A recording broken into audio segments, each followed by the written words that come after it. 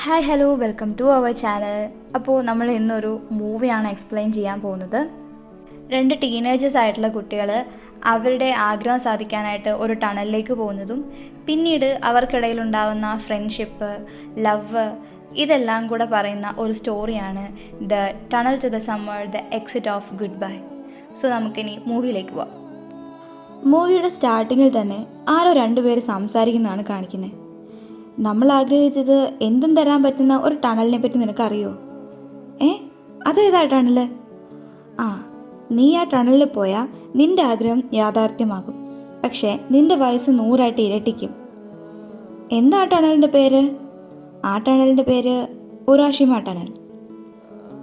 അടുത്ത സീനിൽ കാണിക്കുന്നത് നമ്മുടെ ഹീറോയാണ്. അവൻ നോക്കുമ്പോൾ ക്ലാസ്സിലെല്ലാവരും ഓരോ കാര്യങ്ങൾ ഇങ്ങനെ സംസാരിച്ചുകൊണ്ടേയിരിക്കുകയാണ്. അവനങ്ങനെ ആരോടും സംസാരിക്കുന്ന ടൈപ്പൊന്നുമല്ല. എപ്പോഴും പാട്ടും കേട്ട് അവൻ അവൻ്റേതായ ലോകത്താണ്. അപ്പോൾ ക്ലാസ്സിൽ ബെല്ലടിച്ച് കഴിഞ്ഞിട്ട് അവൻ പതിവ് പോലെ പാട്ടും കേട്ട് അവൻ്റെ കുടയെടുത്ത് ട്രെയിൻ സ്റ്റേഷനിലേക്ക് അവൻ നടക്കുകയാണ്. അങ്ങനെ ട്രെയിൻ സ്റ്റേഷനിൽ എത്തിക്കഴിഞ്ഞപ്പോൾ അവൻ അവിടെ ഒരു പെൺകുട്ടി ഇരിക്കുന്നത് കണ്ടു. അപ്പം തന്നെ അവിടെ ഒരു അനൗൺസ്മെൻറ്റും കേൾക്കുകയാണ്. വഴിയിൽ മൃഗങ്ങളുടെ ശല്യം കാരണം ട്രെയിൻ 30 മിനിറ്റ് ലേറ്റ് ആകുമെന്ന്. പെട്ടെന്ന് അവൻ്റെ കയ്യിലിരുന്ന ബാഗ് സ്ലിപ്പായി പോന്നു. അവനത് പിടിക്കുമ്പോൾ എന്തായെന്ന് അവൾ അവനോട് ചോദിക്കാം. ഒന്നുമില്ലാന്ന് അവനും. നിനക്കറിയോ സ്ട്രേഞ്ചേഴ്സ് ആയിട്ടുള്ളവർ ഒരാളെ ഇങ്ങനെ നോക്കുന്നത് എത്ര ഡിസ്കസ്റ്റിംഗ് ആണെന്ന്? നിനക്കിവിടെ ഇരിക്കുന്നത് ഇഷ്ടമല്ലാന്ന് എനിക്ക് മനസ്സിലായി. അതുമല്ല, മൃഗങ്ങളുടെ ശല്യം കാരണം ഇടയ്ക്കൊക്കെ ട്രെയിൻ ഇങ്ങനെ ഡിലേ ആവുന്നത് ഇവിടെ പതിവാ. അവൾ ഒന്നും മിണ്ടാതെ അങ്ങനെയിരുന്നു. അവൻ അവളെ വീണ്ടും ഒന്ന് നോക്കി. അവളും അവളുടെ കയ്യിലിരിക്കുന്ന ഒരു ബാഗും മുഴുവനായിട്ട് നനഞ്ഞിരിക്കാം. എന്നിട്ട് അവൻ്റെ കയ്യിലുള്ള ഒരു കൊട അവൻ അവളുടെ അടുത്തേക്ക് നീട്ടി. ഇതെന്തിനാ എനിക്ക്? കാരണം നീ ഒന്നാമതേ നന്നായിട്ട് നനഞ്ഞാണ് ഇരിക്കുന്നത്. നിന്റെ കയ്യിൽ കുടയൊന്നുമില്ലല്ലോ. അപ്പം നീ നിന്റെ ബാഗും ഇനിയും നനയും. എന്താ നീ നല്ലവനായിട്ട് അഭിനയിക്കാണോ? അല്ല, ഇതിപ്പം ഞാൻ വാങ്ങിയ നീ എന്ത് ചെയ്യും? നിന്റെ കയ്യിൽ വേറെ കുടയുണ്ടോ? കുഴപ്പമില്ല, എൻ്റെ വീട് സ്റ്റേഷനടുത്താണ്. മഴ നനഞ്ഞാൽ നിനക്ക് അസുഖം വരില്ലേ? അപ്പോൾ അമ്മയ്ക്കും അച്ഛനും അത് വിഷമാവില്ലേ? അത് ശരിയാണ്, പക്ഷേ അത് നിന്നെയും ബാധിക്കുന്ന കാര്യമല്ലേ. നിനക്കും വയ്യാതായ നിന്റെ അച്ഛനും അമ്മയ്ക്കും വിഷമാവില്ലേ? എന്നെക്കുറിച്ച് ഓർത്ത് വിഷമിക്കാൻ മാത്രം എൻ്റെ വീട്ടിലാരും തന്നെയില്ല. എനിക്ക് പേരൻസ് ഇല്ല. ഓ, അങ്ങനെയാണോ?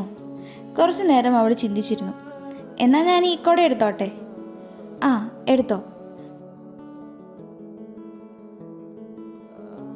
പിന്നെ നിന്റെ ഫോൺ നമ്പറും പേരും ഒന്ന് പറയോ? എനിക്ക് ഇത് തിരിച്ചു തരണം. അതിനുവേണ്ടിയാണ് ഞാൻ നിന്നെ കോണ്ടാക്ട് ചെയ്തോളാം. അങ്ങനെ അവർ ഫോൺ നമ്പർ അങ്ങോട്ടും ഇങ്ങോട്ടും കൈമാറാണ്. അപ്പോഴാണ് അവൻ്റെ പേര് ടോണോ കവറോ എന്നും അവളുടെ പേര് ഹനഷിറോ അഞ്ചോ എന്നുമാണ് അറിയുന്നത്. ഹീറോയിനെ നമുക്ക് അഞ്ചു എന്നും വിളിക്കാം, ഹീറോയിനെ നമുക്ക് ടോണോ എന്നും വിളിക്കാം. ഓക്കെ. അടുത്ത സീനിൽ അവൻ ക്ലാസ്സിലേക്ക് പോവാണ്. ടോണോ ക്ലാസ്സിലിരിക്കുമ്പോൾ ടീച്ചർ അങ്ങോട്ടേക്ക് കയറി വരികയാണ്. ടീച്ചർ വന്നിട്ട് പുതിയ സ്റ്റുഡൻറ്റിനെ ഇൻട്രൊഡ്യൂസ് ചെയ്യുകയാണ്. ടോക്കിയോയിൽ നിന്നാണ് വരുന്നതെന്നൊക്കെ പറഞ്ഞ് ഇൻട്രൊഡ്യൂസ് ചെയ്യുകയാണ്. അത് വേറെ ആരുമായിരുന്നില്ല, നമ്മുടെ അഞ്ചു തന്നെയായിരുന്നു. അപ്പോൾ ടീച്ചർ അവളോട് സെൽഫ് ഇൻട്രൊഡക്ഷൻ കൊടുത്തിട്ട് സീറ്റിൽ പോയിരുന്നോളാൻ പറയും. എനിക്ക് പ്രത്യേകിച്ചൊന്നും പറയാനില്ല, ഞാൻ സീറ്റിൽ പോയിരുന്നോട്ടെ എന്ന് അഞ്ചു ചോദിക്കും. ടീച്ചർ ഇത് കേട്ടിട്ട് ശരി, നീ എന്നാൽ സീറ്റിൽ പോയിരുന്നോളാൻ പറയും. അഞ്ചു ടോണോയെ കണ്ടിട്ട് അവൻ്റെ അടുത്തേക്ക് വരുന്നു. ഓ, നമ്മൾ ക്ലാസ്മേറ്റ്സ് ആയിരുന്നോ? ഇതെല്ലാം കണ്ട് ഷോക്കായിട്ടിരിക്കുകയാണ് നമ്മുടെ ടോണോ. ഇത് നേരത്തെ അറിയുമായിരുന്നെങ്കിൽ ഞാൻ നിൻ്റെ ഫോൺ നമ്പർ വാങ്ങുകയില്ലായിരുന്നു. എന്നാൽ ശരി, ഞാൻ കൂടെ നാളെ കൊണ്ട് തരാം എന്നും പറഞ്ഞ് അവൾ നേരെ സീറ്റിലേക്ക് പോയിരിക്കുവാണ്.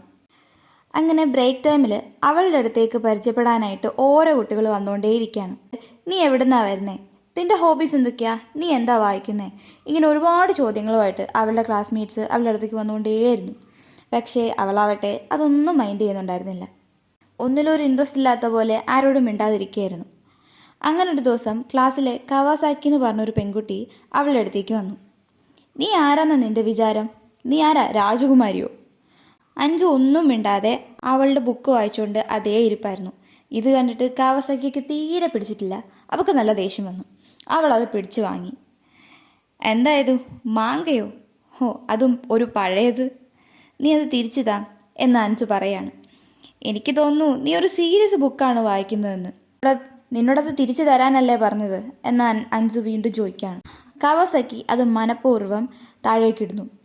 അയ്യോ, കയ്യിൽ നിന്ന് താഴെ പോയല്ലോ, ഐ ആം വെരി സോറി എന്ന് അവളുടെ കൂട്ടുകാരോടെ പറഞ്ഞ് അവൾ കളിയാക്കി ചിരിച്ചുകൊണ്ടിരിക്കുക. നീ വെറുതെ പ്രശ്നം ഉണ്ടാക്കാൻ വന്നതാണോ എന്ന് അഞ്ചു ചോദിക്കുന്നു. ആണ്, നീ എന്ത് ചെയ്യും? അങ്ങനെ കവാസാക്കിയുടെ കയ്യിലിരിപ്പ് കാരണം അവൾക്കിട്ടൊരു ഇടി കിട്ടി ഗൈസ്, ഇടി കിട്ടി. ഓക്കെ, ഇന്ന് ബ്ലഡൊക്കെ വരാൻ തുടങ്ങി. അപ്പോൾ അവളുടെ ഫ്രണ്ട്സ് എല്ലാവരും കൂടെ ടീച്ചറിനെ വിളിക്കുന്നതെന്ന് പറഞ്ഞുകൊണ്ട് അങ്ങോട്ടും ഇങ്ങോട്ടും ഓടി നടക്കുകയാണ്. സാരമില്ല, കയ്യിലിരിപ്പ് കൊണ്ടല്ലേ, ഒരെണ്ണം കിട്ടിയതിലും സാരമൊന്നുമില്ല. ഇതെല്ലാം കണ്ട് കണ്ണു തള്ളി നിൽക്കുവാണ് നമ്മുടെ ടോണോ. പിന്നീട് പാട്ട് കേട്ട് വീട്ടിൽ കിടന്നുറങ്ങാണ് ടോണോ. എന്തോ ശബ്ദം കേട്ട് അവൻ ഞെട്ടി ഉണരുന്നു. അതെന്താണെന്നറിയാൻ അവൻ പോയി നോക്കുമ്പോൾ അവൻ്റെ അച്ഛൻ കുടിച്ചിട്ട് സാധനങ്ങളൊക്കെ തട്ടിമറിച്ചിട്ട് എന്തൊക്കെയോ തന്നെ ഇരുന്ന് സംസാരിക്കുകയാണ്. ടോണോയെ കണ്ടതും, നീ അറിഞ്ഞോ, നിന്റെ അമ്മ ഇന്ന് എന്നെ ഓഫീസിലേക്ക് കാണാൻ വന്നിരുന്നു. കെയ്റൻ മരിച്ച ദിവസം അടുക്കാറായില്ലേ, നിന്റെ അനിയത്തിയുടെ കല്ലറ ക്ലീൻ ചെയ്യണം എന്നൊക്കെ പറഞ്ഞു. എന്തോ നല്ലവളെ പോലെ. നിനക്കങ്ങനെ തോന്നുന്നുണ്ടോ? അവൾ നല്ലവളാന്ന് നിനക്ക് തോന്നുന്നുണ്ടോ? അതെ, എനിക്കങ്ങനെ തോന്നുന്നു. എന്താ നീ പറഞ്ഞേ? കെയ്റൻ മരിച്ചതിന് കാരണം തന്നെ നീയാണ്. എപ്പോഴും ഏതൊക്കെയോ പാട്ടും കേട്ടിരുന്നോളൂ. നീ കാരണമാണ് അവൾ മരിച്ചത്. പിന്നെ നിനക്ക് എങ്ങനെ തോന്നുന്നു ഇങ്ങനെയൊക്കെ ചെയ്യാൻ? എൻ്റെ മോളെ എനിക്ക് തിരിച്ചതാ. അവളെ എനിക്ക് വേണം. നിന്റെ ജീവൻ കൊടുത്തിട്ടാണെങ്കിലും എനിക്ക് അവളെ വേണം. ടോണോ അവൻ്റെ അച്ഛനെ തള്ളി മാറ്റിയിട്ടിട്ട് എങ്ങോട്ടെന്നറിയാതെ വീട്ടിൽ നിന്ന് ഇറങ്ങി ഓടുകയാണ്. ആ ഓട്ടം അവസാനിച്ചത് ഒരു റെയിൽവേ ട്രാക്കിലായിരുന്നു. അവനവിടെ ഒരു ടണൽ കണ്ടു. അവൻ അവിടേക്ക് നടക്കാൻ തുടങ്ങി. പെട്ടെന്നൊരു ട്രെയിൻ അങ്ങോട്ട് വന്നു. അവൻ എങ്ങോട്ട് ചാടണമെന്നൊന്നും അറിയില്ല. പെട്ടെന്ന് അവനൊരു കാട്ടിലേക്ക് എടുത്ത് ചാടുക. ഉരുണ്ടു മറിഞ്ഞ് അവനൊരു സ്ഥലത്തേക്ക് വന്ന് വീണു. അവൻ എണീറ്റ് നോക്കുമ്പോൾ മുഴുവനും കാടാണ്. അവൻ കുറച്ച് മുമ്പോട്ട് നടന്നു. അപ്പോൾ അവനൊരു ചെറിയ കുളത്തിൻ്റെ അടുത്ത് ഒരു ചെറിയ ഗുഹ കണ്ടു. ഇതേതാ ഈ സ്ഥലം എന്ന ഭാവത്തിൽ അവൻ കുറച്ചു നേരം അവിടെ ഇവിടെയൊക്കെ നോക്കി നിന്നു.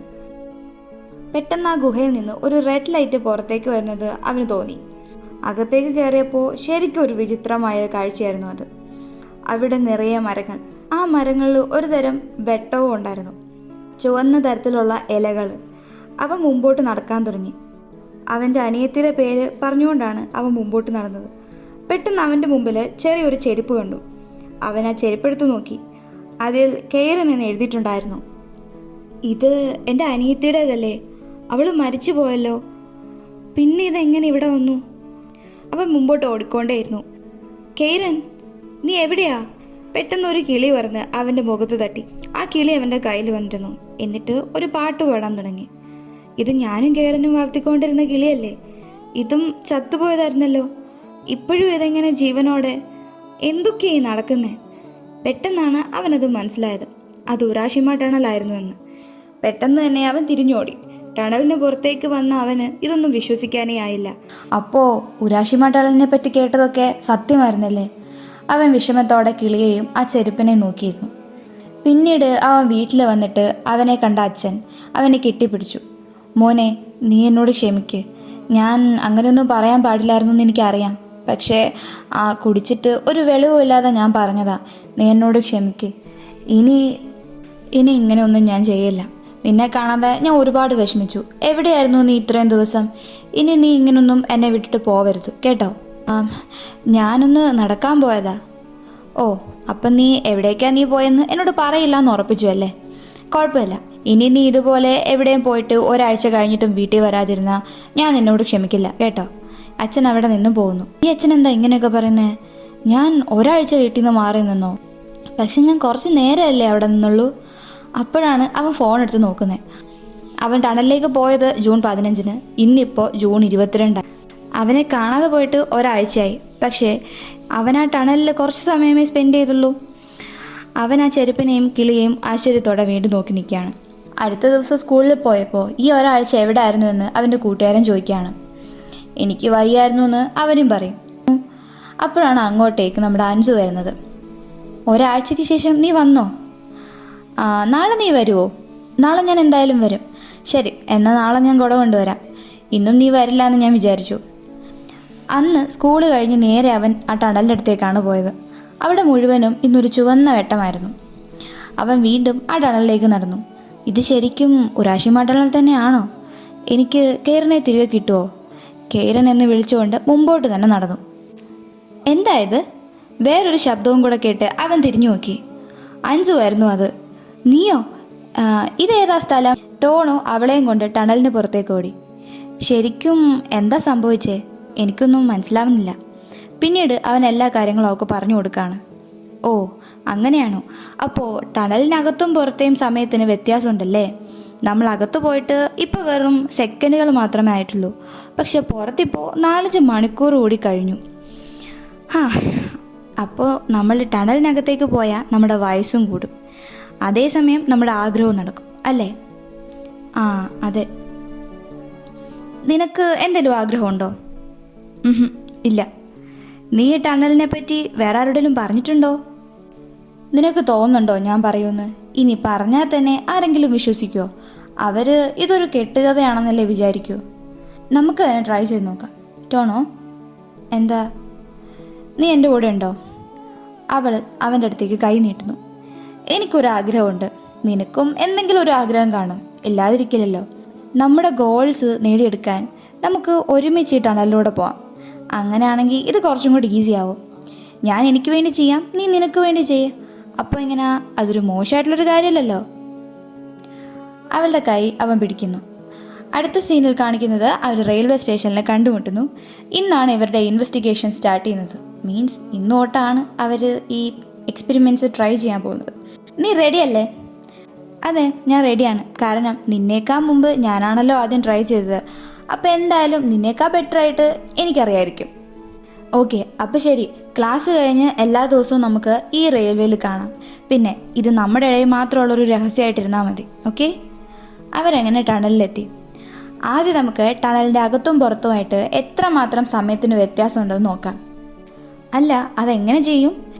അപ്പോൾ അവർ ഫോൺ വിളിച്ചിട്ട് അഞ്ചു പുറത്ത് നിൽക്കുന്നു, ടോണോ അകത്തേക്ക് നടക്കാൻ തുടങ്ങി. നീ ഒന്നും മിണ്ടാതിരിക്കരുത് കേട്ടോ. എന്നോട് സംസാരിച്ചുകൊണ്ടേയിരിക്കെ. സിഗ്നൽ കട്ടാവുന്നത് വരെ സംസാരിച്ചുകൊണ്ടേയിരിക്കണം. എന്താ ഇപ്പോൾ സംസാരിക്കുക? എന്തേലുമൊക്കെ പറഞ്ഞീ. നീ എപ്പോഴേലും വേറെ ആൾക്കാരെ ഉപദ്രവിച്ചിട്ടുണ്ടോ? എന്താ പെട്ടെന്ന് അങ്ങനൊരു ചോദ്യം? നീയല്ലേ പറഞ്ഞേ എന്തേലും ചോദിക്കാൻ? ഇല്ല, കവാസാക്കി അല്ലാതെ ഞാൻ വേറെ ആരും ഉപദ്രവിച്ചിട്ടില്ല. അവളെയാണ് ഞാൻ ആദ്യമായിട്ട് ഇടിക്കുന്നത്. നിനക്കറിയാലോ അത് തെറ്റാണെന്ന്. പിന്നെന്താ നീ അവളോട് സോറി പറയാത്തേ? വെറുതെ പ്രശ്നം ഉണ്ടാക്കാൻ നടക്കുന്ന ആൾക്കാരല്ലേ, അപ്പോൾ ആരാ സോറി പറയണ്ടേ? എല്ലാം കഴിഞ്ഞപ്പോൾ അവൾക്ക് ഇൻസൾട്ട് ആയതുപോലെ തോന്നി. അവൾക്ക് എന്തായാലും എന്നോട് ദേഷ്യമായിരിക്കും. അപ്പോഴേക്കും സിഗ്നൽ കട്ടായി അവൻ ടണലിന് പുറത്തേക്ക് ഓടി. ഫോൺ കോൾ ഡിസ്കണക്റ്റ് ആയിട്ട് 65 മിനിറ്റായി. പക്ഷെ അകത്ത് അത്രയും സമയം എടുത്തില്ലല്ലോ. എവിടെ വെച്ചാ കോള് കട്ടായത്? പില്ലർ പാസ് ചെയ്ത് കഴിഞ്ഞപ്പോൾ. ഇതത്ര ഈസി ആയിരിക്കില്ല. 3 സെക്കൻഡ് എന്ന് പറഞ്ഞാൽ 2 ഹവേഴ്സാണ്. 30 സെക്കൻഡ് എന്ന് പറഞ്ഞാൽ 20 ഹവേഴ്സാണ്. നമ്മുടെ ഗോൾസ് നമ്മൾ നേടിയെടുക്കുക എന്നുള്ളത് അത്ര ഈസി ആയിരിക്കുമെന്ന് എനിക്ക് തോന്നുന്നില്ല. അടുത്ത ദിവസം 3 സെക്കൻഡിനുള്ളിൽ നീ ഓടിയെത്തണമെന്ന് അവൾ പറയുന്നു. അതുപോലെ അവൻ പെട്ടെന്ന് ഓടി വരികയും ചെയ്യാണ്. ടണലിനകത്ത് നിന്ന് നീ മെസ്സേജ് അയക്കുക. അപ്പോൾ സംഭവിക്കുന്നത് എന്താ നോക്കാം. അതായത് എത്ര സമയത്തിനുള്ളിൽ ആ മെസ്സേജ് നമുക്ക് എത്തുമെന്ന് നോക്കാമെന്നും പറഞ്ഞിട്ടാണ് അവർ അകത്തേക്ക് പോകുന്നത്. പക്ഷേ അവൻ മെസ്സേജ് അയക്കുന്ന ഒരു സമയത്ത് ഇവിടെ എത്തുന്നത് വേറൊരു സമയത്ത്. ടൈമിന് ഡിഫറൻസ് ഉള്ളതുകൊണ്ട് അങ്ങനെയാണ്. അടുത്ത സീനിൽ കാണിക്കുന്നത് എന്തായാലും ഈ ടണലിനൊരു എൻഡിങ് ഉണ്ടാവില്ലേ എന്നും പറഞ്ഞ് അവൾ ആ ടണലിൻ്റെ മണ്ടയിലായിട്ട് വലിഞ്ഞു കയറാൻ പോവാം. രണ്ടും കൂടെ ഉരുണ്ട് പറഞ്ഞ് താഴെ വീണ് കിടക്കുക. അപ്പോൾ കുറച്ചു നേരം കണ്ടും നോക്കി നിന്നെങ്കിലും അൻസുവിന് പെട്ടെന്ന് ബോധം വന്നു. നീ ഒന്ന് എണീറ്റ് മാറാവോ എന്ന് ചോദിക്കുന്നു. പിന്നീട് അടുത്ത സീനിൽ കാണിക്കുന്നത് അവൻ്റെ ക്ലാസ്സിലെ ഫ്രണ്ട് അവനോട് ചോദിക്കാം, നിങ്ങൾ തമ്മിൽ ഡേറ്റിങ്ങിലാണോ? അങ്ങനൊന്നും ഉണ്ടാവില്ല, നീ ഒന്നും മിണ്ടാതിരുന്നേ എന്ന് ടോണോയും പറയാന്. പിന്നീട് കാണിക്കുന്നത് ഇത് ശരിക്കും ആ ചത്തുപോയ കിളി തന്നെയാണോ? അതിനെന്താ ഇത്ര ഉറപ്പ്? ഞാൻ പണ്ട് പാടിയ ഒരു പാട്ട് ആ കിളിക്ക് പാടാൻ പറ്റും. അതുപോലെ തന്നെ ഈ കിളി ആ പാട്ട് പാടുന്നുണ്ട്. അതുകൊണ്ട് എനിക്ക് ഉറപ്പാണ് ഇത് ആ കിളിയാണ്. അവരിതിൻ്റെ പിറകെ നടക്കുന്നതിൻ്റെ കൂടെ തന്നെ ടോണോയും അൻസുവും കുറച്ചും കൂടെ ക്ലോസ് ആയി. ശരി, ഇന്ന് നമുക്ക് ഈ ടണലിനകത്ത് വെച്ച് തന്നെ അങ്ങോട്ടും ഇങ്ങോട്ടും മെസ്സേജ് അയക്കാം. ടോണോ മെസ്സേജ് അയച്ചുകൊണ്ട് മുൻപോട്ട് നടന്നു. പെട്ടെന്ന് അവൻ തിരിഞ്ഞു നോക്കുമ്പോൾ അൻസു അങ്ങോട്ടും ഇങ്ങോട്ടും മൂവ് ചെയ്തുകൊണ്ടിരിക്കുകയാണ്. അവൾ പെട്ടെന്ന് ഡൗൺ ആയി അവിടെ തന്നെ ഇരിക്കുന്നു. അൻസു, എന്താ പറ്റിയേ? നീ ഓക്കെ ആണോ? നീ നല്ല ലേറ്റ് ആവുന്നുണ്ട്. നീ ക്ഷമിക്ക്. അല്ല, മെസ്സേജ് വന്നില്ലേ? ഇല്ല, മെസ്സേജ് വന്നില്ല. എന്താ, നീ ഓക്കെ അല്ലേ? വാ, നമുക്ക് വീട്ടിലേക്ക് പോവാം, ടൈമായി. പിന്നീട് കാണിക്കുന്ന നമ്മുടെ ടോണോയ്ക്ക് അൻസു മെസ്സേജ് അയക്കുകയാണ് നാളെ അക്വേറിയത്തിൽ വെച്ച് മീറ്റ് ചെയ്യാമെന്ന്. അടുത്ത ദിവസം അവൻ അവളെ നോക്കി നിൽക്കുന്നു. ഞാൻ ലേറ്റ് ആയോ ടോണോ? ഇല്ല. എന്നാ നമുക്ക് പോകാം. നീ അന്ന് പില്ലർ കഴിഞ്ഞ് നടന്നു പോയപ്പോൾ എന്താണെന്നറിയില്ല, എനിക്ക് ചെറിയ പേടി തോന്നി. ടൈം പെട്ടെന്ന് പോകുന്നതുകൊണ്ട് നീ വരുമോ ഇല്ലയോ എന്നോർത്ത് ഞാൻ ആകെ പേടിച്ചു. 5 വർഷം മുമ്പ് ഞാനും എൻ്റെ അനിയത്തിയും അമ്മയും അച്ഛനും ഈ അക്വേറിയത്തിൽ വന്നിട്ടുണ്ടായിരുന്നു. നിനക്ക് അനിയത്തിയുണ്ടോ? ആ ഉണ്ട്. അവളുടെ പേര് കെയ്റൻ. അവൾ ഒരു മരത്തിൽ നിന്ന് വീണ് മരിച്ചു. അവളെപ്പോഴും മറ്റുള്ളവരുടെ സന്തോഷത്തിനായിരുന്നു പ്രാധാന്യം കൊടുത്തിരുന്നത്. അവൾ മരിക്കാൻ കാരണം തന്നെ ഞാനാ. ഞാൻ വീട്ടിലില്ലാത്ത സമയം അവൾ എനിക്ക് വേണ്ടി എനിക്കിഷ്ടപ്പെട്ടൊരു വണ്ടിനെ പിടിക്കാനായിട്ട് പോയി. അങ്ങനെ അവൾ ആ മരത്തിൽ കയറി. ഞാൻ തിരിച്ചു വന്നപ്പോഴേക്കും അവൾ മരിച്ചു പോയിരുന്നു. അതിനുശേഷം അമ്മ വീട്ടിൽ നിന്ന് പോയി. അച്ഛൻ കുടിച്ചിട്ട് ഓരോ ദിവസം വീട്ടിൽ വന്ന് വഴക്കുണ്ടാക്കാനും തുടങ്ങി. എൻ്റെ കുടുംബം ആകെ മൊത്തത്തിൽ തകർന്നു. അപ്പോൾ നിൻ്റെ ആഗ്രഹം എന്താ? നിനക്ക് എന്താ വേണ്ടേ?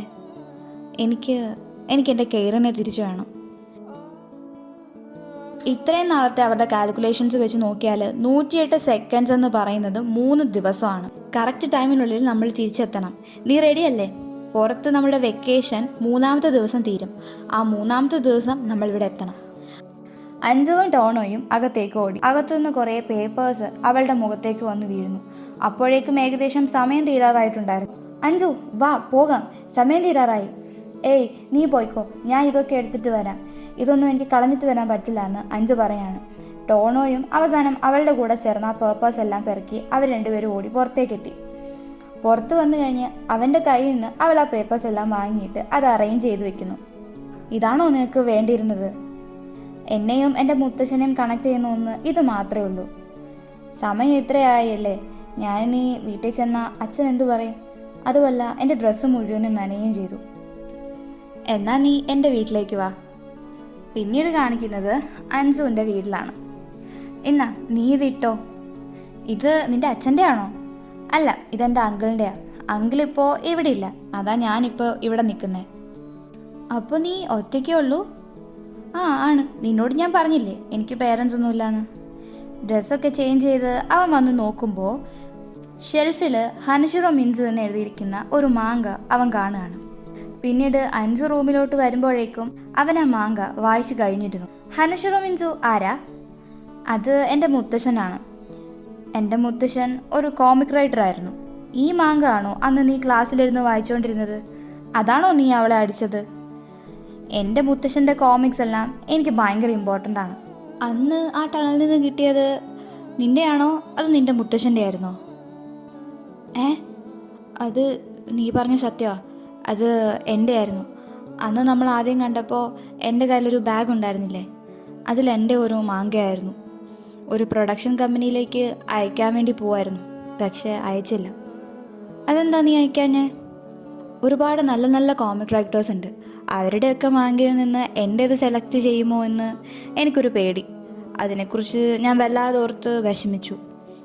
കിട്ടുമോ കിട്ടില്ലോ എന്നുള്ളത് പിന്നത്തെ കാര്യമല്ലേ. നീ എന്തിനാ അതിനെക്കുറിച്ച് ഓർത്ത് ടെൻഷനാവുന്നേ? ഇങ്ങനെ പേടിച്ചാൽ എങ്ങനെ മുമ്പോട്ട് പോകും? അതൊക്കെ സത്യമാണ്.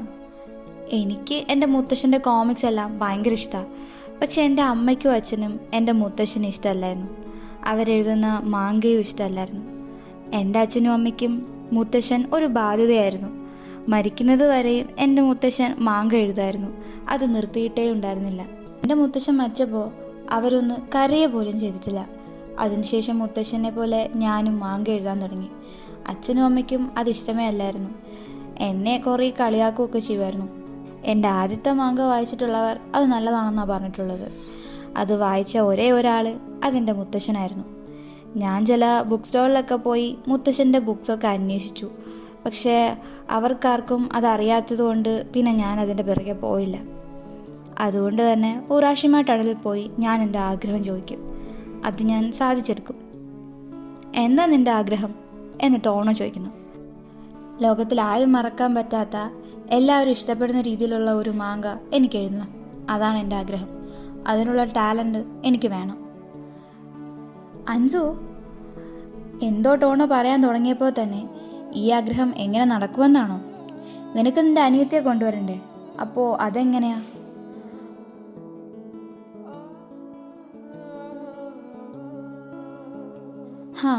നീ പബ്ലിഷ് ചെയ്യാൻ വെച്ചിരുന്ന മാങ്ക ഞാൻ വായിച്ചോട്ടെ? ഏയ് അത് വേണ്ട, അത് വേണ്ട. എനിക്ക് തന്നെ അതിലൊരു സാറ്റിസ്ഫാക്ഷൻ ഇല്ല. വായിച്ചിട്ട് ഞാൻ പറയാം എങ്ങനെയുണ്ടെന്ന്. അത് മുകളിലിരിപ്പുണ്ട്, എടുത്ത് വായിച്ചോ. അവനത് മുഴുവനും വായിച്ചു കഴിഞ്ഞു. ഇത് വളരെ നന്നായിട്ടുണ്ട്. ഞാൻ ഇത് ഒരിക്കൽ കൂടി വായിച്ചോട്ടെ? അവൾ അവിടെ ഇരുന്ന് സന്തോഷം കൊണ്ട് എന്തൊക്കെയോ കാണിച്ചുകൊണ്ടിരിക്കുകയാണ്. എങ്ങനെയാണെങ്കിലും എനിക്ക് എൻ്റെ പേര് ലോകത്തിൽ നിലനിർത്തണം. അതിനുവേണ്ടി ഞാൻ എങ്ങനെ ഹിരോഷിമ ടണലിൽ പോകും? എനിക്ക് തോന്നുന്നത് നിനക്ക് ഓൾറെഡി ആ ടാലൻ്റ് ഉണ്ടെന്നാണ്. അതുകൊണ്ട് നീ ടണലിലൊന്നും പോകേണ്ട ആവശ്യമുണ്ടെന്ന് എനിക്ക് തോന്നുന്നില്ല. ഞാൻ കണ്ടത് വെച്ച് ഒരു സ്പെഷ്യൽ ആയിട്ടുള്ളൊരു പേഴ്സൺ നീ മാത്രമാണ്. നിൻ്റെ അനിയത്തിയെ തിരിച്ചു കൊണ്ടുവരാൻ വേണ്ടി നീ എന്ത് വേണമെങ്കിലും ചെയ്യാൻ തയ്യാറാണ്. അവൾ അവൻ്റെ അടുത്തേക്ക് വന്നു. എനിക്ക് നിൻ്റെ കൂടെ എപ്പോഴും ഉണ്ടാവണമെന്നുണ്ട്. അതുകൊണ്ടാണ് നിൻ്റെ കൂടെ ടണലിലേക്ക് ഞാനും വരുന്നത്. അടുത്ത തവണ പോകുമ്പോൾ നിൻ്റെ അനിയത്തെ കെയറിനെയും എൻ്റെ ആ സ്പെഷ്യൽ ടാലൻറ്റുമായിട്ട് വേണം നമ്മൾ വരാൻ. നമ്മളെപ്പോഴാണ് പോകുന്നത്? ഞാൻ ഓൾറെഡി തീരുമാനിച്ചത് August 2 പോകാമെന്നാണ്. ആ സീൻ കട്ട് ചെയ്താൽ അടുത്ത സീനിൽ കാണിക്കുന്നത് അവൻ്റെ ക്ലാസ്സിലാണ്. അവൻ ക്ലാസ്സിൽ നിന്ന് പോകാൻ നിൽക്കുമ്പോൾ, എടാ ടോണോ, ഞങ്ങൾ സമ്മർ ഫെസ്റ്റിവലിന് പോകുന്നുണ്ട്, നീ വരുന്നുണ്ടോ? ഓ ഞാൻ മറന്നു, നിന്നെ അൻസ് വിളിച്ചിട്ടുണ്ടാവും അല്ലേ? അടുത്ത സീനിൽ ടോണോ സമ്മർ ഫെസ്റ്റിവലിന് പോയിക്കൊണ്ടിരിക്കുകയാണ്. അവനെയും കാത്ത് അൻസു അവിടെ വെയിറ്റ് ചെയ്തു. ഞാൻ ലേറ്റായോ? ഏയ് ഇല്ല, നീ വേഗം തന്നെ വന്നല്ലോ. ഞാൻ ശരിക്കും 10 മിനിറ്റ് ലേറ്റായിട്ടാണ് വന്നത്. ശരിക്കും? വാ പോകാം. ഫയർ വർക്ക്സ് സ്റ്റാർട്ടാവാൻ പോവാണെന്നുള്ള അനൗൺസ്മെൻറ്റ് കേൾക്കുന്നു. ഈ സ്ഥലം നോ എൻട്രി അല്ലേ? അതെ, പക്ഷേ ഇത് എൻ്റെയും കെയറിൻ്റെയും ഒരു സീക്രട്ട് പ്ലേസ് ആണ്. നീ എന്താ എന്നെ ഇങ്ങോട്ട് കൊണ്ടുവന്നേ? ചിലപ്പോൾ ആ ടണലിലേക്ക് പോയിട്ട് ഞാൻ തിരിച്ചു വന്നില്ലെങ്കിലോ? കെയറൻ, നീ, ഞാൻ, നമ്മുടെ 3 പേരുടെയും കാര്യമാണോ പറയുന്നേ? ഞാൻ അകത്ത് പോയിട്ട് വർഷങ്ങൾ കഴിഞ്ഞാലും നിൻ്റെ ഈ മാങ്കയൊക്കെ ഉണ്ടാവുമോ? മാങ്ക അതല്ല എപ്പോഴും ഉണ്ടാവും. അപ്പോഴാണ് ഫയർ വർക്ക്സ് സ്റ്റാർട്ടാവുന്നത്. നീ എന്തുകൊണ്ടാണ് August 2 തന്നെ ചൂസ് ചെയ്തേ? അൻസു ചോദിക്കുന്നു. പണ്ട് എൻ്റെ വീട്ടിൽ അമ്മയും അച്ഛനും വഴക്കിട്ടപ്പോൾ ഞാനും കെയറനും ഇങ്ങോട്ടാണ് ഓടി വന്നത്. അന്ന് അവൾ ഫയർ വർക്ക്സ് എല്ലാം കണ്ടിട്ട് ഒരേ സമയം കരയുകയും ചിരിക്കുകയും ചെയ്തു. പോരാഞ്ഞിട്ട് ആ ഒരു ദിവസമാണ് അവൾ മരിക്കുന്നത്. ഇതേ സമയം ടോണോയുടെ കൈ പിടിക്കുകയാണ് അൻസു. ഫെസ്റ്റിവൽ എല്ലാം കഴിഞ്ഞ് ടോണോ വീട്ടിലേക്ക് തിരിച്ചു വരികയായിരുന്നു. അപ്പോഴാണ് വീടിൻ്റെ ഫ്രണ്ടിൽ 2 പേരുടെ ഷൂസ് കിടക്കുന്നത് കാണുന്നത്. അങ്ങനെ അവൻ അകത്തേക്ക് കയറിയപ്പോൾ അവൻ്റെ അച്ഛൻ അവനെ ഇതാണ് എൻ്റെ മകനെന്ന് ഒരാളുടെ മുമ്പിൽ പരിചയപ്പെടുത്തി കൊടുക്കുകയാണ്. ടോണോ, ഇനി ഇതാണ് നിൻ്റെ അമ്മ. കെയറൻ മരിച്ച് ഇത്രയും നാളായിട്ടുള്ളൂ. ഇത്ര ആയിട്ടും ഇതിൽ നിന്ന് ഇപ്പോഴും ഞാനൊന്ന് പൂർണ്ണമായി തിരിച്ചു വന്നിട്ടില്ല. അപ്പോഴേക്കും ഇങ്ങനെയൊക്കെ? അവൻ കെയറിൻ്റെ ഫോട്ടോയും നോക്കി ആലോചിച്ചുകൊണ്ട് നിന്നു. ടോണോയ്ക്ക് കരച്ചിൽ സഹിക്കാൻ വയ്യാതെ അവൻ റൂമിലേക്ക് ഓടിപ്പോന്നു. അവൻ കഥ കടച്ചിട്ട് കരഞ്ഞുകൊണ്ടേയിരുന്നു. ഇതേ സമയം ആ കിളി ഒരു പാട്ട് പാടിക്കൊണ്ടിരുന്നു. അവൻ അങ്ങനെ ഇരുന്ന് തന്നെ ഉറങ്ങിപ്പോയി. പിന്നീട് രാവിലെ അവൻ എണീറ്റ് നോക്കുമ്പോൾ അൻസു അവന് മെസ്സേജ് അയച്ചിട്ടുണ്ട്, പെട്ടെന്ന് കാണണമെന്ന് പറഞ്ഞിട്ട്. അങ്ങനെ ടോണോയും അൻസുവും സംസാരിക്കുകയാണ്. എന്താ നീ പെട്ടെന്ന് കാണണമെന്ന് പറഞ്ഞേ? ആ, നീ പറഞ്ഞ ആ മാങ്ക ഇല്ലേ, നീ ആ മാങ്ക വായിച്ചിട്ട് നല്ലതാണെന്ന് പറഞ്ഞില്ലേ? ഞാനതൊരു പ്രൊഡക്ഷൻ കമ്പനിക്ക് അയച്ചു കൊടുത്തിരുന്നു. അവർക്ക് ആ മാങ്ക ഇഷ്ടപ്പെട്ടു. അവർക്ക് എൻ്റെ കൂടെ വർക്ക് ചെയ്യാൻ ആഗ്രഹമുണ്ടെന്ന് പറഞ്ഞു. ആ, ഇത് നല്ലൊരു കാര്യമാണ്. ചിലപ്പോൾ ഇത് നിൻ്റെ ജീവിതത്തിലെ ഒരു ടേണിംഗ് പോയിൻ്റ് തന്നെ ആയിരിക്കും. സോ നീ ചാൻസ് വിട്ട് കളയണ്ട. ആ, അത് ശരിയാണ്. നമ്മൾ നാളെയല്ലേ ഹിരോഷിമ ടണലിൽ പോകുന്നത്? നമുക്കതിനെപ്പറ്റി കുറച്ചുകൂടെ ആലോചിക്കാനുണ്ട്. കുറച്ച് നാളുകൂടെ കഴിഞ്ഞ് പോയാലോ? നമുക്കതിനെക്കുറിച്ച് ഒന്നും ആലോചിക്കാനില്ല, പോയേ പറ്റൂ. എന്നോട് ക്ഷമിക്കട്ടോണോ, എനിക്ക് എന്ത് ഡിസിഷൻ എടുക്കണമെന്നൊന്നും എനിക്ക് അറിയത്തില്ല. ശരി, നീ ഇപ്പം കഴിക്കും, ബാക്കിയൊക്കെ നമുക്ക് പിന്നെ നോക്കാം. അടുത്ത സീനിൽ കാണിക്കുന്നത് അവരാദ്യം കണ്ടുമുട്ടിയ ആ സ്റ്റേഷനിൽ തന്നെയാണ്. അന്നത്തെ പോലെ സെയിം അനൗൺസ്മെൻറ്റ് ഇപ്പോഴും ഉണ്ട്. അവർ രണ്ടുപേരും അവിടെ ഇരിക്കുകയാണ്. ടോണോ ഒരു സൺഫ്ലവർ പറിച്ചുകൊണ്ട് വരുന്നു. എന്നിട്ട് ഇന്നാ ഈ കൂടെ നീ എടുത്തോ എന്ന് പറയുന്നു. അന്ന് അവർ ആദ്യം കണ്ടപ്പോൾ എന്തൊക്കെയാണോ ചെയ്തത് അതുപോലെയൊക്കെ വീണ്ടും ചെയ്യുന്നു. എന്നിട്ട് അവർ അത് ഓർത്ത് ചിരിക്കുകയാണ്. ടോണോ ചിരിക്കുന്നത് അവൾ ആദ്യമായിട്ടാണ് കാണുന്നത്. നീ നല്ല ക്യൂട്ടായിട്ടുണ്ട്. പിന്നീട് കാണിക്കുന്നത് ടോണോയുടെ വീട്ടിൽ ടോണോ ആർക്കോ മെസ്സേജ്. അടുത്ത ദിവസം ടോണോയുടെ മെസ്സേജ് ഒന്നും കാണാത്തത് കൊണ്ട് അന്വേഷിക്കാനായി അൻസു വീട്ടിലേക്ക് എത്തുന്നു. അവൻ്റെ അച്ഛൻ ഡോർ വന്ന് തുറക്കുന്നു. അവൻ വീട്ടിൽ നിന്ന് ഇറങ്ങിപ്പോയി എന്ന് പറയുന്നു. ഇത് കേട്ടതും അൻസു അവിടെ നിന്ന് ഇറങ്ങി ഓടുന്നു. അവൾക്ക് മനസ്സിലായി അൻസുവിനെ വിട്ടിട്ട് അവൻ ഹിരോഷിമ ടണലിൽ പോയി എന്ന്. അവൾ ഓടിക്കൊണ്ടിരിക്കുമ്പോൾ പോലും അവളുടെ മനസ്സിൽ അവനായിരുന്നു. ടോണോയെ ആദ്യം കണ്ടതും പരിചയപ്പെട്ടതും പിന്നീട് അങ്ങോട്ടുള്ള ഓരോ ദിവസവും ഓരോ മെമ്മറീസായിട്ട് അവളിങ്ങനെ ഓർത്തുകൊണ്ടേയിരുന്നു. അവൾ ഓടി ഓടി ഇപ്പോൾ ഹിരോഷിമ ടണലിൻ്റെ ഫ്രണ്ടിലെത്തി. അപ്പോഴാണ് അവൾക്ക് ടോണോയുടെ മെസ്സേജ് വരുന്നത്. അൻസു, നീ ഇത് വായിക്കുമ്പോൾ ഞാൻ ഹിരോഷിമ ടണലിലായിരിക്കും. നിനക്കെന്നോട് ദേഷ്യമായിരിക്കും, എനിക്കറിയാം. എന്നാലും നീ ഇങ്ങോട്ട് വരാൻ പാടില്ല. അതുകൊണ്ടാണ് ഞാൻ ഇങ്ങനെയെല്ലാം ചെയ്യുന്നത്. നിനക്ക് ആ സ്പെഷ്യൽ ടാലൻ്റ് ഉണ്ട്. അതുകൊണ്ടാണ് ആ കമ്പനി നിന്നെ വിളിച്ചത്. എനിക്ക് തോന്നുന്നത് നിനക്ക് ഓൾറെഡി ആ ടാലൻ്റ് ഉണ്ടെന്നാ. എനിക്ക് നിൻ്റെ മാങ്ക ഒരുപാട് ഇഷ്ടമാണ്. 1000 വർഷം കഴിഞ്ഞ് ഞാൻ പുറത്തു വന്നാലും നിൻ്റെ മാങ്കയൊക്കെ ഇതുപോലെ തന്നെ ഉണ്ടാവണം. ഇനിയും മാങ്കകൾ എഴുതണം, അതൊന്നും നിർത്തരുത്. ഗുഡ് ബൈ എന്ന് പറഞ്ഞ് ആ മെസ്സേജ് അവിടെ തീരുന്നു. അൻസുവിന് സങ്കടം സഹിക്കാൻ വയ്യാതെ അവളാണെങ്കിൽ കരയാനും തുടങ്ങി. പിന്നീട് കാണിക്കുന്നത് നമ്മുടെ ടോണോ ആണ്. അവൻ ടണലിനുള്ളിലൂടെ നടക്കുകയാണ്. എന്നിട്ട് അവൻ ആ ഫോൺ വലിച്ചെറിയുന്നു. അവൻ വാച്ചിൽ നോക്കുമ്പോൾ ടൈം പോയിക്കൊണ്ടേയിരിക്കുന്നു. എന്തൊക്കെ വന്നാലും വേണ്ടില്ല, അവൻ മുമ്പോട്ട് തന്നെ നടക്കുകയാണ്. അപ്പോൾ അവൻ്റെ മുമ്പിൽ ഒരു ഡോറ് കാണുന്നു. അവൻ ആ ഡോറ് തുറന്ന് അകത്തേക്ക് കയറുന്നു. പിന്നീട് അവൻ കണ്ണു തുറന്ന് നോക്കുമ്പോൾ അവൻ ഒരു ചെറിയ പയ്യനായിട്ടാണ് തോന്നുന്നത്. കെയ്റൻ വാട്ടർമെലൺ ജ്യൂസായിട്ട് അങ്ങോട്ടേക്ക് വരുന്നു. എന്തു പറ്റി ടോണോ? ഒന്നുമില്ല, ഞാനൊരു സ്വപ്നം കണ്ടതാ. എന്ത് സ്വപ്നം? ആ, ഞാൻ ഇപ്പോഴാണ് ഓർത്തത്. ഞാൻ ഇപ്പോൾ വരാമേ എന്ന് പറഞ്ഞ് അവൾ അവിടെ നിന്ന് ഓടിപ്പോവാ. അവൻ ഇഷ്ടപ്പെട്ട ഒരു വണ്ടിനെ എടുത്തുകൊണ്ട് വരുന്നു. നീ ഇതെവിടുന്നാ പിടിച്ചോണ്ട് വന്നേ? അതൊന്നും ഞാൻ പറയില്ല. ഞാൻ പറഞ്ഞു കഴിഞ്ഞാൽ നീ അവിടെ പോകുന്നത് എനിക്ക് നന്നായിട്ടറിയാം. അവിടെ ഉള്ളൊരു കണ്ണാടിയിൽ നോക്കുമ്പോൾ അവന് ഒരു വലിയ ചെക്കനായിട്ടാണ് തോന്നുന്നത്. അപ്പോൾ അവന് മനസ്സിലായി ഇതെല്ലാം മുരാഷിമ ടണലിൽ കാണിക്കുന്ന പണികളാണെന്ന്. പെട്ടെന്ന് അവൻ ചാടി എണീക്കുകയാണ്. ഇപ്പോൾ അവൻ ആ ടീനേജറായിട്ടുള്ള ടോണോ ആണ്. അവിടെ അവൻ്റെ ഫോൺ കണ്ടതും ആ ഫോൺ എടുത്ത് അവൻ നോക്കുന്നു. ഓരോ വർഷവും മിസ്സാക്കാതെ അൻസു മെസ്സേജ് അയച്ചുകൊണ്ടേ ഇരിക്കുകയായിരുന്നു. ആരാ മെസ്സേജ് അയക്കുന്നത്? നിൻ്റെ ഫ്രണ്ടാണോ എന്ന് കെയ്റൻ ചോദിക്കുന്നു. ആ അതെ, എൻ്റെ ഫ്രണ്ടാ. പക്ഷേ ഇപ്പോൾ ഇല്ല. എന്താ, വഴക്കിട്ടോ നിങ്ങൾ? ഇല്ല, വഴക്കൊന്നുമില്ല. എനിക്കറിയാം നിനക്ക് എന്നെ ഒരുപാട് ഇഷ്ടമാണെന്ന്. അതുപോലെ തന്നെ എനിക്ക് നിന്നെ ഒരുപാട് ഇഷ്ടമാണ്. അതുകൊണ്ടല്ലേ ഞാൻ എപ്പോഴും ചിരിച്ചുകൊണ്ടിരിക്കുന്നത്. നിനക്ക് ഫ്രണ്ട്സിനെ കിട്ടുന്നത് ഒരു നല്ല കാര്യമാണ്. അവർക്ക് നിന്നെ ഇഷ്ടമാണെങ്കിൽ അതെനിക്ക് ഒരുപാട് സന്തോഷം തരുന്നൊരു കാര്യമാണ്. കെയ്റൻ്റെ കൂടെ ഉണ്ടാവുന്നത് പോലെ തന്നെ ഞാനിപ്പോൾ അൻസുവിൻ്റെ കൂടെ ഉണ്ടാവണം എന്ന് പറഞ്ഞ് അവൻ അൻസുവിനെ കാണാനായി പുറത്തേക്ക് നടക്കുന്നു. ടോണോ, ഐ ലവ് യു എന്ന് കെയ്റൻ പറയുന്നു. കെയ്റൻ, എന്നോട് നീ ക്ഷമിക്ക്, എനിക്കിപ്പോൾ പോയേ പറ്റൂ. ഇതൊക്കെ പറയുമ്പോൾ പോലും ടോണോയുടെ കണ്ണുകൾ നിറയുകയാണ്. സെയിം ടൈമിൽ പുറത്തു അൻസുവിനെ കാണിക്കുന്നു. ടോണോ ആഗ്രഹിച്ചതുപോലെ തന്നെ ഇപ്പോൾ ഒരു മാങ്ക റൈറ്ററാണ് അവൾ. അവൻ മെസ്സേജ് അയക്കുന്നുണ്ടോ എന്ന് എപ്പോഴും ഫോണിൽ നോക്കിക്കൊണ്ടേയിരിക്കും. ടോണോ ഓടിക്കൊണ്ടിരിക്കുകയാണ്. ഇപ്പോൾ അവൻ്റെ മനസ്സിൽ മുഴുവനും അൻസുവിൻ്റെ ഓർമ്മകൾ മാത്രമാണ്. ടോണോ അവൾക്ക് മെസ്സേജ് അയക്കുകയാണ്. എനിക്ക് നിന്നെ ഇപ്പോൾ കാണണം, ഞാൻ വരുക. ആ മെസ്സേജ് അയച്ചുകൊണ്ട് അവൻ ഓടിയതും കാല് തന്നെ നേരെ വീഴാണ്. പുറത്ത് അവരാദ്യം കണ്ടുമുട്ടിയ സ്റ്റേഷനിലിരിക്കുവാണ് അൻസു. അന്ന് കേട്ടതുപോലെ അനൗൺസ്മെൻറ്റും ഇപ്പോൾ ഉണ്ട്. അതും കൂടെ കേട്ടപ്പോൾ അവൾക്ക് ആകെപ്പാടെ വിഷമമായി അവൾ അലറിക്കരയാൻ തുടങ്ങി. അപ്പോൾ അവളുടെ ഫോണിലേക്ക് ഒരു മെസ്സേജ് വരുന്നു.